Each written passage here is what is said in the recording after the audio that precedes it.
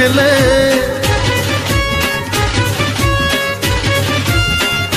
हो साऱ्यांना पटलं मागं हटलं पाऊल पुढं जे टाकलं बघून त्यांची कामाची ख्याती आभाळ सुद्धा हो झुकले।